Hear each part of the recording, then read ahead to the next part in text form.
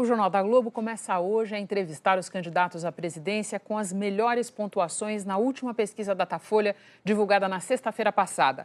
A ordem dessas entrevistas foi estabelecida por sorteio na presença de representantes dos partidos. Ficou estabelecido assim: hoje, Ciro Gomes, do PDT. Amanhã, Geraldo Alckmin, do PSDB. Na quarta, Fernando Haddad, do PT. E na sexta-feira, Marina Silva, da Rede. A pedido dos candidatos, por razões de agenda, não haverá entrevista na quinta-feira.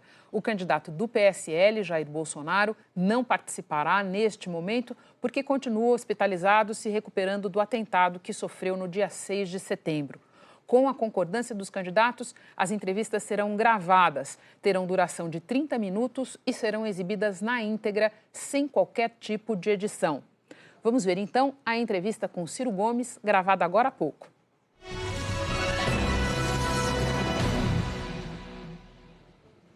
Boa noite, candidato. Muito obrigada por ter vindo ao Jornal da Globo. A nossa entrevista tem 30 minutos que começam a contar a partir de agora. Eu queria começar com reforma trabalhista. O seu programa inclui a revisão da reforma aprovada no atual governo. O senhor diz que ela cria insegurança jurídica, que o país não pode crescer com insegurança jurídica. Mas o senhor também fala em anular leilões de poços de petróleo, em cancelar a fusão da Embraer com a Boeing. Essas não são também medidas que criam insegurança jurídica? Não, eu sou professor de Direito e tenho boa consciência de quais são os limites e quais são as regras, né, do Estado de Direito Democrático. Para mim, o Brasil está sob um golpe de Estado e isso já fere de morte a legitimidade dessas iniciativas. Em segundo lugar, cada caso é um caso. A reforma trabalhista precisa ser revogada porque ela é a reprodução de uma agenda de 1998, que passou como uma fraude no Senado, que aceitou votar contra a sua própria convicção, isso está tudo registrado, desde que o presidente da República formalizasse uma carta vetando aquelas aberrações. E o Senado votou e o veto não aconteceu.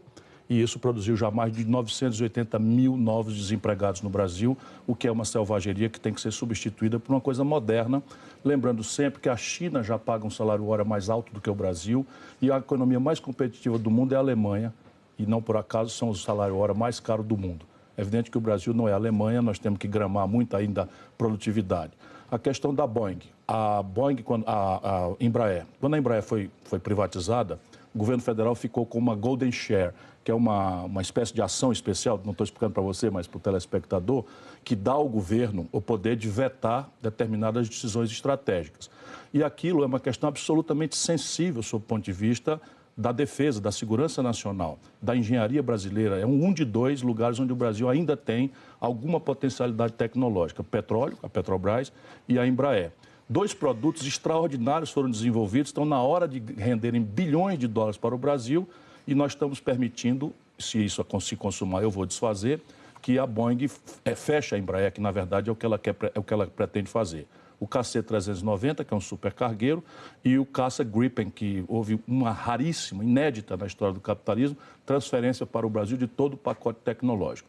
De maneira que isso não rompe contratos, nem desfuncionaliza absolutamente nada da seriedade com que o Brasil deve continuar tratando suas relações internacionais. Antes de perguntar sobre essa agenda, eu queria só lembrar, quando o senhor se refere a golpe de Estado, numa referência, acredito, ao impeachment de Dilma Rousseff, que se tratou de todo um processo que seguiu trâmites legais e que foi supervisionado pelo Supremo Tribunal Federal.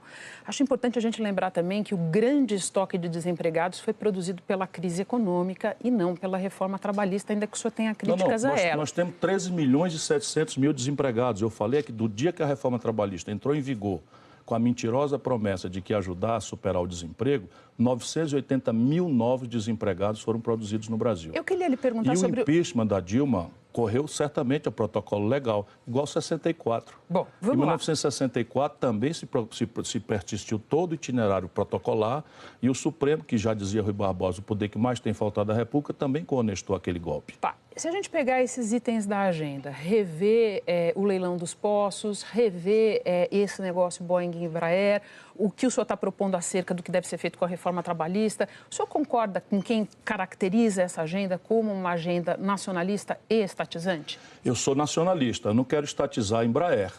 Não quero estatizar a Embraer. Eu quero que a Embraer siga nacional brasileira, que é diferente. Ela hoje já é privada e eu não tenho nada contra ela ser privada. Foi privada que ela desenvolveu esse estágio superior de ser a maior companhia mundial de jatos médios, desenvolveu o KC-390, que é um supercargueiro, que é uma joia, que tem um mercado cativo de 20 bilhões de dólares. E veja, os americanos acabaram de proibir os chineses de comprar a Qualcomm, que é uma empresa privada. Por que eles fazem isso? Para proteger a sensibilidade de certos setores estratégicos, no caso da Qualcomm, chips. E o Brasil, que só tem mais 2 lugares, que é petróleo e a Embraer, nós vamos entregar para o capital estrangeiro e nós vamos pagar a conta como? Bom, com minério de ferro bruto, isso não paga a conta do Brasil. Vamos passar para a inflação, que eu acho Agora, que é um eu sou nacionalista fervoroso. O senhor já deixou isso claro. Vamos lá. O senhor diz que, se eleito, vai perseguir a menor inflação possível, desde que cumprida uma meta de criação de emprego. O senhor sabe que nada corrói tanto o poder de compra das pessoas mais pobres do que a inflação, os preços aumentando dia a dia, o salário parado. Portanto, essa sua proposta, eu acho que ela levanta uma questão importante. Qual é o máximo de inflação? Qual é a inflação que o senhor considera tolerável? A que eu entreguei quando ministro da Fazenda. O brasileiro mais jovem não sabe, mas eu fui ministro da Fazenda, ajudei a fazer o Plano Real sob a liderança do presidente Itamar Franco. E eu peguei a inflação com 3% ao mês e entreguei com 0%, o país crescendo, com desemprego quase perto de 3%. Inflação, então, repare, a minha proposta... Posso só colocar uns números aqui? Eu tenho visto o que o senhor fala sobre essa questão da inflação, então eu trouxe aqui para me acompanhar os seus números de inflação quando ministro da Fazenda. De fato, eram números baixos, a inflação estava numa trajetória de baixa com a implantação do real. Não, eu recebi com 3 e entreguei com 0. Olha, o número que eu tenho aqui é de 1,53% em setembro, quando o senhor assumiu o Ministério da Fazenda. Mas só assumiu em setembro o Ministério da Fazenda. Dia 7 de setembro. Muito bem. E depois ela deu um pequeno repique em outubro, voltou a dar outro em novembro e, de fato, caiu em dezembro, quando o senhor entregou, mas o número que eu tenho aqui é de 1,71%. Sempre lembrando que era mesmo um quadro de inflação baixa. Mas o que eu queria entender mesmo, candidato, é essa questão de associar uma inflação menor à perseguição de uma meta de emprego. Como é que fica para o senhor a questão de qual é a inflação aceitável? A inflação aceitável é 0. Agora, deixa eu explicar para você. O Brasil está intoxicado, Renata. Essa que eu estou propondo equivale às melhores práticas internacionais. O mandato do Fed, que é o Banco Central Americano, é perseguir a menor inflação a pleno emprego. O mandato dos bancos centrais mais sérios da Europa é perseguir a menor inflação a pleno emprego. Muito poucos países têm essa coisa de inflation target, que se chama meta de inflação no Brasil, e nenhum deles tem a história de indexação que o Brasil tem, sancionando com taxa de juro preços que são inflados por decreto de governo. Isso é simplesmente jogada, canalice, se quiser uma palavra um pouco mais dura, para privilegiar a especulação financeira que está matando o Brasil. Veja, essa prática que vem do Fernando Henrique, perpassou o governo Lula, se agravou com Dilma, essa prática destruiu nos últimos 3 anos 13 mil indústrias no Brasil. Essa prática fechou 220 mil pontos de comércio no Brasil. Nenhum país do mundo capitalista assiste. O senhor não vê, por exemplo, o risco que muitas pessoas que estudam o assunto da inflação veem de que, numa economia de memória indexada como a nossa, deixar a inflação correr mais solto? Não, eu não vou deixar a inflação, isso é pura intriga. Descontrolar preço? Não vou deixar correr a inflação de forma nenhuma, isso é pura intriga. Pura intriga. O que eu vou fazer é fazer com que os preços centrais da economia brasileira ajudem quem trabalha e produz. E passe esse país a privilegiar aqueles que estão na produção e aqueles que estão no mundo do trabalho, encerrando uma crônica de especulação financeira, de agiotagem protegida pelo governo federal brasileiro, que estão matando a nossa sociedade. O Brasil está quebrado. Não é possível que a gente insista nesse modelo, que é estúpido, puro e simples. E eu queria passar por um assunto que é talvez a proposta mais chamativa das que o senhor apresentou no seu programa de governo, a de refinanciar a dívida dos brasileiros. São 63 milhões de pessoas endividadas. O senhor deu o nome a esse programa de Nome Limpo. Ele prevê formar grupos de 5 ou 10 pessoas endividadas. Elas seriam reunidas num sistema chamado Aval Solidário. Nesse sistema, pelo que eu entendi, se alguém não paga a prestação, os outros têm que se responsabilizar, os outros do grupo. O senhor não tem falado muito desse aspecto em entrevistas e eu acredito que boa parte do eleitorado não saiba desse dado muito importante. Eu lhe pergunto, uma pessoa que está traumatizada, onerada pela própria dívida, o senhor acha que ela vai querer, eventualmente, arcar com a dívida de outra pessoa? Eu não propus que fossem outros endividados, não. É só ler o que está no meu site, cirogomes.com.br, tem a cartilhazinha, está bem estudado e eu estou até ficando feliz porque está todo mundo agora imitando. Mas repare, a dívida é de R$ 4.200 o volume médio. Com descontos que o Serasa já está dando, as pessoas sozinhas, sem proteção do governo, está dando desconto de 70%. Vamos supor que eu consiga só isso. A dívida cai para R$ 1.200. Se eu picar isso em até 36 vezes e dar ao Banco do Brasil e à Caixa Econômica um juro de 10%, 12% ao ano, trocando os abusos que hoje... Só para lembrar... Deixa eu terminar, Renata, por favor. Não, por favor. Não, por favor, não é possível perguntar da coisa, pôr dúvida na coisa, na hora que eu estou explicando, você interromper. Não, mas é que eu só queria dizer o seguinte, candidato, eu li a cartilha.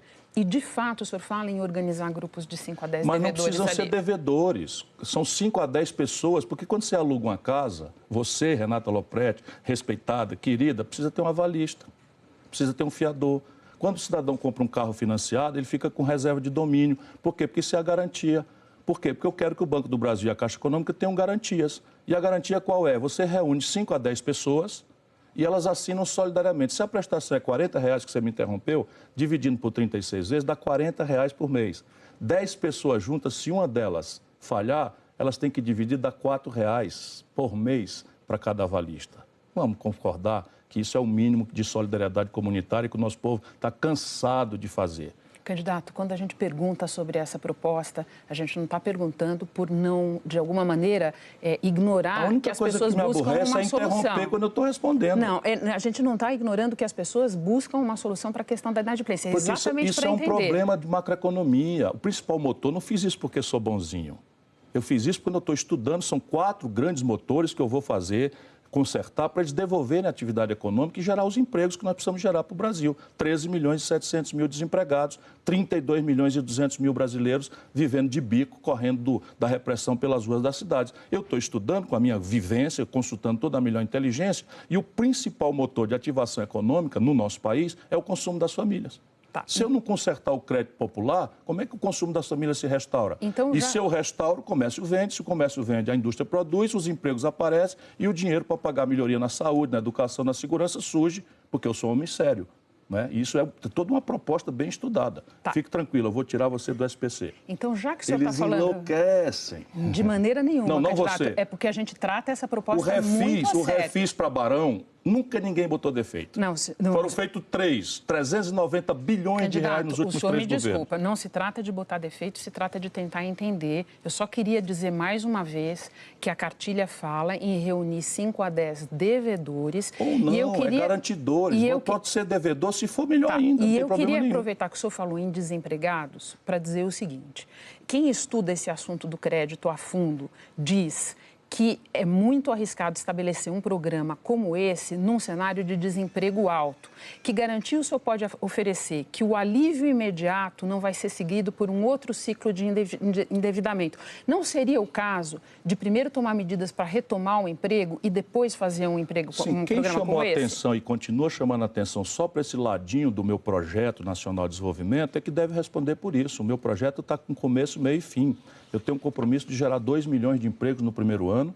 Digo claramente onde vai ser, construção civil, obras paradas, 7.200 obras paradas, saneamento básico, porque tem crédito, não precisa ser saque do Tesouro, reestruturação do passivo das empresas para restaurar o financiamento empresarial, que também está desestruturado, especialmente o pequeno e médio empresário pode contar com isso. Tem lá uma proposta de um nome limpo para pequeno empresário também. E consertar a conta pública. Isso está tudo desenhado, com detalhes. Então, e é todo um caminho por onde o Brasil vai se reindustrializar. Complexo industrial do petróleo, gás e bioenergia, por isso eu não aceito que a Petrobras seja esquartejada e entregue para os estrangeiros. Vou tomar de volta a bem do Brasil, dos filhos brasileiros, porque isso é um dinheiro que pertence aos nossos filhos, aos nossos netos. Não tem sentido entregar isso para estrangeiro. Quem veio comprar foi o estatal da Noruega. A elite brasileira pirou na maionese, está navegando na maionese. O estatal da Noruega vem comprar um petróleo do Brasil. Então, é bom para o Estado norueguês comprar o petróleo e é bom para o Brasil vender o petróleo. Quem é mesmo que está sendo esperto, os noruegueses ou nós? Vamos lá passar para um outro ponto do seu programa. Complexo industrial da saúde, complexo industrial do agronegócio e complexo industrial da defesa. Por isso, eu não vou aceitar que a Embraer seja destruída. Então tá, vamos passar para um outro ponto do seu programa que tem novidade, que é a questão da reforma da Previdência, em que o senhor propõe que a gente migre de um atual sistema de repartição, em que o trabalhador da ativa banca o aposentado na inativa, para um sistema que é o sistema de capitalização em que basicamente o trabalhador contribui para a sua poupança de aposentadoria. Quem estuda a fundo o assunto da Previdência diz que migrar de um sistema para o outro tem um custo bastante elevado. A sua equipe fez esse cálculo? É evidente, sob a minha pessoal liderança. Veja, vamos tentar explicar para as pessoas. Vamos lá, depende de algumas variáveis que vão estar na negociação. Mas vamos só explicar para as pessoas. Só o Brasil, a Argentina e a Venezuela, que nesse caso não são boas companhias, persistem na América Latina com regime de repartição. Os três estão quebrados, os três países. E aí fica a elite brasileira insistindo em reformar o que é irreformável. Eu estou propondo uma solução estratégica definitiva para um problema que vai engolir o Brasil se a gente não equacionar. É preciso garantir, porque está dito na Constituição, que essa reforma tem que ser para o futuro. Por quê? Porque toda providência legal no Brasil está proibida pela Constituição de retroagir para ferir direitos adquiridos. Então, tudo isso é daqui para frente. Terceiro, como é o sistema de capitalização? Até um certo teto, por isso a variável não está dada ainda, pode ser 3 mil, 4 mil, 5 mil. A pior hipótese, 5 mil reais é o teto que já está palavrado para um sistema único, público e privado para o futuro. Até esses 5 mil o governo garante, porque a contribuição será compulsória ditada por lei. O empresário, o trabalhador, alguma contribuição legal, tipo PIS/COFINS, que a gente pode mudar, que eu pretendo mudar. E a partir daí, o cidadão e a cidadã que quiserem ter uma renda previdenciária, uma aposentadoria maior, ele banca voluntariamente esse excedente. Isso é o que o mundo moderno inteiro faz, Renata. Então, na pior hipótese, o custo de transição são 500 bilhões de reais. Só que período D? Exatamente. Aí o período D é que está a chave para entender que isso é perfeitamente praticável. Vai depender de cada pessoa. Por quê? Porque esses títulos que vão indenizar o que o ativo do cidadão tem contra o Estado vão ser títulos pré-fixados, com juro de caderneta de poupança, e o cidadão vai receber esse crédito e ele pode realizá-lo no mercado secundário, se quiser, com deságio que o mercado pagar, ou ele pode hospedar pelo valor de face, que só vai vencer quando ele se aposentar. Então, se alguém fizer isso aos 60 e a idade mínima para um profissional, vamos dizer, liberal, tal, seja 65, e também vai ser variável essa idade, o trabalhador rural comigo não vai ter a mesma idade, mulheres não vão ter a mesma idade, professores não vão ter a mesma idade, policiais não vão ter a mesma idade, porque isso é a diferença que a gente precisa entender de uma sociedade tão desigual, tão injusta e perversa quanto a nossa. Portanto, na pior hipótese, você tem aí uma dívida que vai vencer em 25, 27 anos, pré-fixada. Isso é perfeitamente praticável. Candidato, para aprovar essa e outras propostas que o senhor tem no seu programa, o senhor vai precisar de bastante negociação com o Congresso. O Congresso, que tudo indica, vai ser tão ou mais fragmentado do que o atual. O senhor foi deputado federal entre 2007 e 2011. Algumas vezes o senhor disse com bastante sinceridade que nem gostou de ser deputado. Foi o pior momento da minha vida. Faltou quase metade das sessões deliberativas, não aprovou nenhum projeto. Não apresentei, não é não aprovei. Não apresentou, eu não apresentei não porque lá demora 10 mil semanas para você apresentar um projeto e ele ser deliberado. Mas isso é um dado. O que eu queria perguntar é o seguinte... Não, isso é infamante. Porque no parlamento sueco ninguém julga um bom deputado por quantos projetos ele apresentou. Só nessa vidinha é uma maneira da gente do Brasil. Descrever... Isso é ridículo. Esse negócio de produzir lei por volume é ridículo. Sintoma de república de banana. Você acha que eu não tenho ideia? Não, ninguém está esse monte de projeto que eu tenho. Mas o senhor não acha então, que é relevante a gente ver como foi a sua vida parlamentar? Quantas vezes, quantas sessões o senhor participou? Eu estou entre os melhores deputados do Brasil pelo DIAP. Eu fui melhores 100 cabeças do Congresso, o que é tão irrelevante quanto. Ok, mas então vamos ficar no fato de que o senhor mesmo disse que não foi um período feliz, o senhor não gostou. Eu peguei Michel Temer e Eduardo Cunha mandando e dando as cartas e definitivamente, olha, não quero para você essa convivência. Por que o eleitor, dois bandidos. Por que o eleitor deve acreditar que o senhor vai ser capaz de dialogar com o Congresso e de construir maiorias para aprovar esses projetos que o senhor está apresentando? Toda a elite brasileira, ela não tem culpa nenhuma, já está dando teu voto por resolvido. Ou seja, você tem a chance de agora, no dia 7 de outubro, escolher um deputado que você quiser. Mas a elite inteira já está dizendo que você vai mandar para Brasília os mesmos vagabundos, os mesmos ladrões, os mesmos pilantras. Eu acredito que você vai pensar 10 vezes e vai escolher um deputado que tenha compromisso com o país, com a decência, porque senão aí é masoquismo. Isto dito, e eu confio muito que nós vamos mudar, eu sou uma pessoa muito treinada, né? Eu fui deputado federal mais votado do Brasil, eu fui ministro da Fazenda, negociei com o Congresso sem nenhum trauma. Eu fui ministro da Integração Nacional, viabilizei o projeto de integração de São Francisco, da transposição de São Francisco. negociando com a mais complexa rede de interesses que aconteceu. Eu fui deputado estadual de oposição, fui deputado estadual de situação, líder do governo Tasso, que fez história de ruptura no Ceará. Enfim, eu fui prefeito, lidei com vereador. Será possível que eu não adquiri experiência para isso? Só para dizer que quando a gente diz que o Congresso deve ser muito parecido, até mais fragmentado do que o atual... Você está adiantando o voto do povo, não é culpa sua, a elite inteira acha isso. Ninguém está fazendo isso, as pessoas que observam a eleição vêm para começo de conversa, e o senhor sabe disso porque o senhor conhece os parlamentares, que esse ano a própria taxa dos que estão se recandidatando é mais alta do que em eleições anteriores. Eu sei, e eu sei que há muitas evidências dos abusos reconduzir as questões, mas eu estou ajudando o povo brasileiro a amadurecer o seu voto. Sabe por quê? Porque eu confio no povo brasileiro. Eu só estou aqui por isso. Vamos continuar falando de política? Você acha que faz sentido um cara como eu aceitar entrar numa guerra suja dessa que virou a política brasileira? A essa altura da minha vida, só sucesso, só tranquilidade, filho novinho. Então eu estou porque eu amo o Brasil, eu quero construir um caminho que proteja o Brasil desse itinerário de radicalização que da ruptura da Dilma para cá, se projetar, nós vamos simplesmente, o Brasil não aguenta mais, Renata. Ok, vamos continuar falando de política. O senhor tem batido bastante no PT e no candidato Fernando Haddad. O senhor disse recentemente que o Brasil não aguentaria outra Dilma Rousseff. Mas o senhor, de uma maneira geral, preserva o ex-presidente Lula, que, vamos combinar, escolheu o candidato, o dia, o local do lançamento da candidatura e dita tudo o que está acontecendo na campanha do Fernando Haddad. Não é um duplo padrão? Por que o senhor critica o PT e o Fernando Haddad e preserva o ex-presidente Lula? Porque o PT e o Fernando Haddad estão soltos e podem reagir. E o Lula está na cadeia. Eu me sinto um covarde. Mas o senhor acha que acontece alguma coisa? Eu gostaria muito que o Lula estivesse solto para que a gente pudesse estabelecer um debate e eu refletir com ele. Meu irmão, eu sou amigo do Lula há mais de 30 anos. Eu apoiei o Lula todos os momentos. Quem quiser inventar outra história, inventa outra história. Agora, isso me permite saber que o Lula nem é o Satanás, como os coxinhas, os radicais de direita no Brasil querem fazer, e nem é esse Deus que certa fração religiosa radicalizada do PT quer também transformar. Eu conheço o Lula de perto há 30 anos. Então, se o senhor conhece o Lula de perto... Deixa eu só terminar, porque a pergunta é complexa. Então, repare, o Lula escolheu o Palocci, que está preso, para comandar a economia brasileira por 8 anos. Será que ele mesmo, Lula, acha que foi uma escolha acertada com tudo que está acontecendo? Menos, né? Porque ele caiu antes. Eu estou só dizendo, o Lula escolheu a Dilma, que é uma pessoa honrada, mas desastrou o país. O Lula escolheu Michel Temer, com a popularidade farta e generosa merecida, escolheu Michel Temer e cravou Michel Temer na linha de sucessão do Brasil. E tudo isso eu protestei na hora. O Lula escolheu o Haddad recentemente. Eu não falo mal do Haddad, o Haddad é um amigo meu.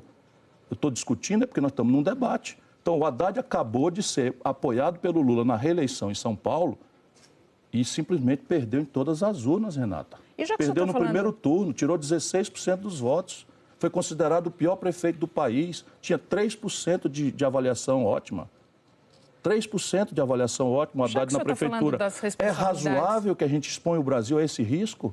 Com a radicalização fascistoide, odienta, radicalizada que nós estamos assistindo, que já descambou para a violência física, que o Brasil vai repetir essa mesma confrontação, que dia nosso povo vai ter sossego para poder trabalhar, para poder produzir? Isso é que eu quero ajudar o Brasil a achar, o caminho do equilíbrio, né, do diálogo, em que a gente estabeleça as diferenças sem esse radicalismo extremado. Então, já que o senhor está falando das responsabilidades do ex-presidente Lula, qual é, no seu entender, a responsabilidade do ex-presidente Lula no Mensalão e no Petrolão? No Mensalão eu estava lá. Ele, de fato, não sabia. Eu tenho razões genuínas para acreditar que ele, de fato, falou a verdade quando disse que não sabia. No Petrolão não dá. No Petrolão simplesmente não dá, porque não é que ele sabia que as pessoas estavam roubando, mas ele sabia que as pessoas estavam procurando essas indicações para roubar.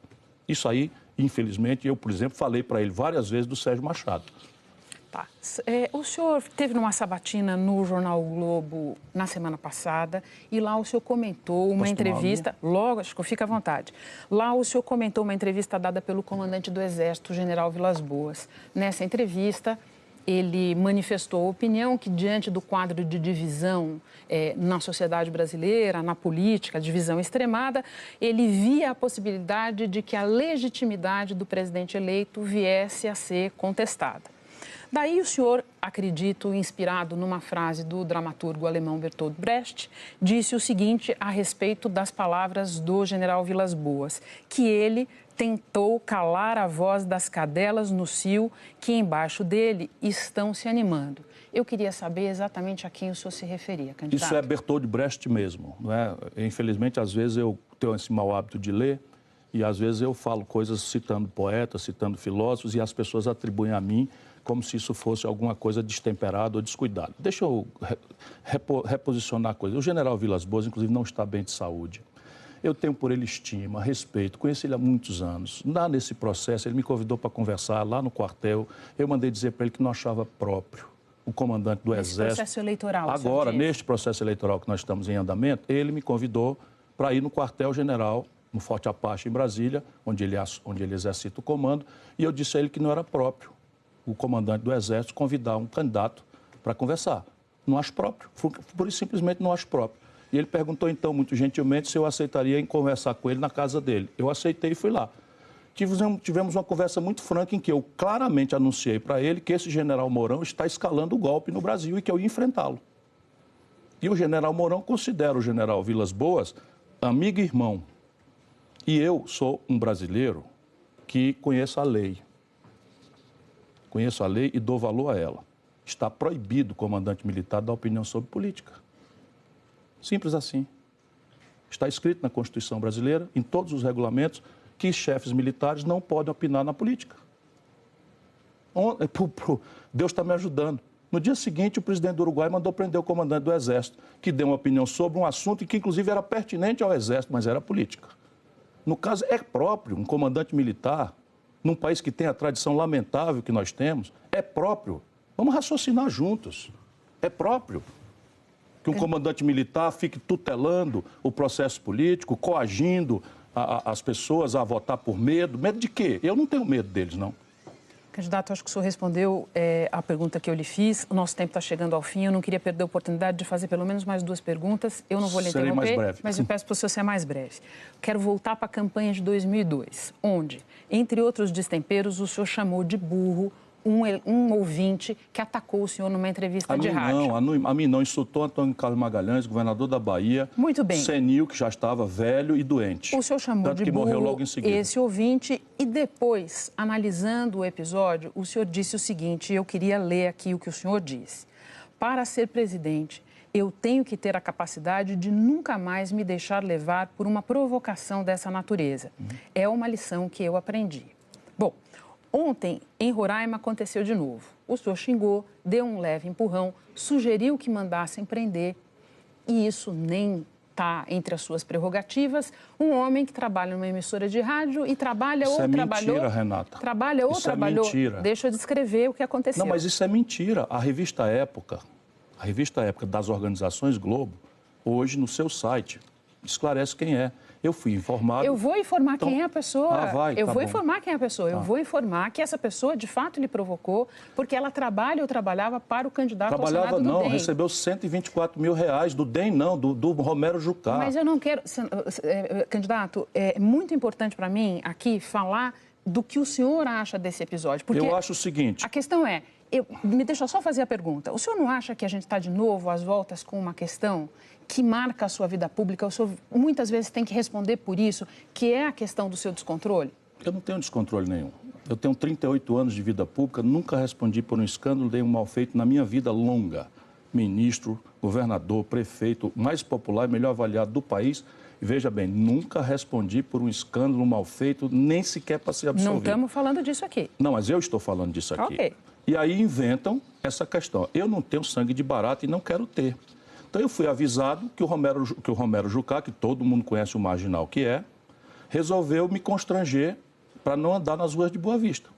Que ia pagar o quê? Um camarada veio, Renata, está tudo filmado. O camarada veio e botou a mão aqui e grudou um adesivo do Bolsonaro, mandado por ele, para simular covarde, vagabundo que é, para simular que era alguém do Bolsonaro. Um candidato acabou de levar uma facada. Pois o camarada podia ter enfiado a faca no meu peito, aqui em cima do coração. Está tudo filmado. Felizmente, hoje a imprensa está acompanhando, tudo filmado. Aí veio o mesmo cidadão, vem para cima de mim e vem se aproximando. Eu empurrei ele de volta. E quando eu empurrei ele de volta, eu disse, vai para casa do Romero Jucá e falei um palavrão. Eu falo palavrões. Em legítima defesa, eu falo palavrões. Não me entenda mal, candidato. Não estou entendendo mal em absoluto. Eu sei que você jamais falou um palavrão. Não, é porque tem uma questão aí envolvida que eu acho que tem menos a ver com a pessoa e mais a ver com o senhor no seguinte sentido. O senhor não acha que, ocupando a presidência da República, vai ser exigido do senhor muito mais controle, muito mais temperança, numa situação de grande estresse, de exigência diária? Claro, simples assim. Então, nós temos duas questões para fazer. O presidente da República anda no meio da rua, exposto a alguém dar um empurrão nele, a alguém enfiar uma faca na barriga dele. Isso nunca aconteceu, não vai acontecer comigo. Agora, veja, Renata, a grande questão não é essa. A grande questão é o seguinte, eu estou dizendo novamente que eu fui governador do 8º Estado brasileiro, ministro da Fazenda, ajudei a fazer o Plano Real, ministro da Integração Nacional, viabilizei o projeto São Francisco de integração que levou água para mais de 12... Vai levar, porque não terminaram ainda, eu vou terminar, se Deus me ajudar a ser o presidente do Brasil. Eu fui prefeito da 5ª cidade do país. Me aponte um desatino, eu portando uma representação pública. Um só. Então, naquele momento ele tinha o poder tal, ele tinha a responsabilidade pública tal, ele cometeu o seguinte desatino. É porque não tendo o que dizer de mim, não pode me chamar de ladrão, não pode me chamar de competente e ninguém passa numa campanha com paletó limpinho. Então, comigo é isso, porque eu, 16 anos atrás, chamei alguém de burro, porque, de fato, existe gente burra, olha. Mas naquela ocasião, existe gente burra. O senhor disse que foi um erro. Pois é, foi um erro, porque eu dei o rosto para bater, agora eu tenho 60 anos. Eu estou muito mais seguro, muito mais maduro. E eu quero dizer que, infelizmente, existe gente burra. Esse general Mourão é um jumento de carga. E eu estou aqui gelado, frio, tranquilo, sereno, pronto para assumir a presidência da República, tomar decisões sóbrias sobre o mais agudo estresse que você quiser. Candidato. Agora, eu considero ele um jumento de carga. Mas o nosso tempo... Disse hoje que família que é chefiada por mulheres... Nosso tempo acabou, candidato. Se nós continuarmos conversando, eu vou ter que fazer uma entrevista de mais de 30 minutos com os outros candidatos. Bom, perfeito. Nosso tempo acabou. Muito obrigado a você e obrigado Muito obrigada a todos. por ter vindo ao Jornal da Globo, a nossa entrevista.